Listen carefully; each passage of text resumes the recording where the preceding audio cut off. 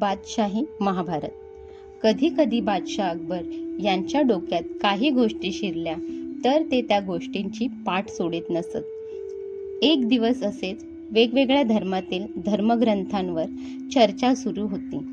त्यात महाभारताचा विषय निघाला. महाभारत हे खूप लोकप्रिय असल्याने आपलेही महाभारत असायला हवे असे बादशाह अकबर यांना वाटू लागले. बादशाह अकबर यांनी बिरबल यांना बादशाही महाभारत लिहिण्याची जबाबदारी दिली.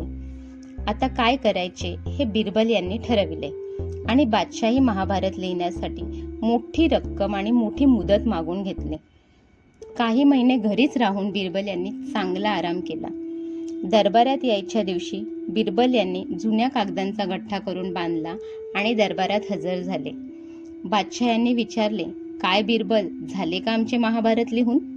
बिरबल यांनी उत्तर दिले, बस थोडेसे लिहायचे आहे. आता फक्त एवढं सांगा, तुमच्या इतक्या महाराणींपैकी द्रौपदी कोणाला करायचे? बादशाह अकबर म्हणाले, हे काय विचारणे झाले? आमच्या पट्टराणीशिवाय दुसरे कोण द्रौपदी होणार?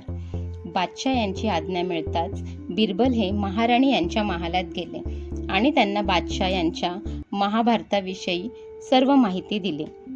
आणि बिरबल महाराणीला म्हणाले, द्रौपदीला 5 पती होते. आता तुम्ही तुमच्या इतर 4 पतींची नावे सांगा, म्हणजे माझे महाभारत लिहून पूर्ण होईल. बिरबल यांचे असे शब्द ऐकून महाराणी संतापल्या आणि रागारागाने बिरबल यांनी आणलेला सर्व कागदांचा गठ्ठा जाळून टाकला आणि बिरबल यांना तेथून हाकलून लावले. बिरबल तेथून लगेच दरबारात आले आणि तेथे घडलेला सर्व प्रसंग बादशाह यांना सांगितला. सर्व प्रसंग ऐकल्यानंतर बादशाह यांनी महाभारत लिहिण्याचा आपला निर्णय मागे घेतला.